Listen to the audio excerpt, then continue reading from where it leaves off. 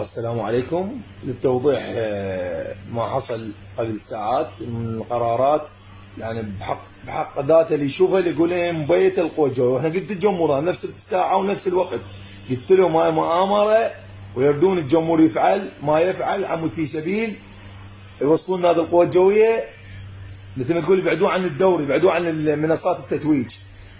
ترى ما صارت مثل ما صارت البعض، مثل ما صارت في ملعب كربلاء او غير ملعب كربلاء، صارت بوكسيات وصار فيها تهجم وصار فيها عشاير.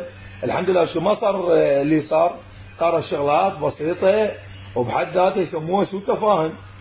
اليوم كل انسان ينضح ما بيه، وماكو انسان محسوم، ماكو انسان ما يخطئ، خاصه بوسط الرياضه، لان اخطاءكم هو انتم كاتحاد هم احنا خطينا صح، بس انتم خطاكم افضح، خطاكم واضح، واللي حد الان انتم ما عملتوا شيء يصب مصلحه الكره العراقيه، عملتوا شيء مصلحتكم الشخصيه. لان اريد اسال سؤال، انتم كاعضاء الاتحاد تتحاجون بيناتكم، تقعدون على الطاوله بيناتكم، لان مشاكلكم طلعت بالاعلام وطلعت بالقنوات الاخرى بالخليج، كل تعرف شنو نواياكم انتم، مصالحكم شخصيه هاي اتركوها على صفحه.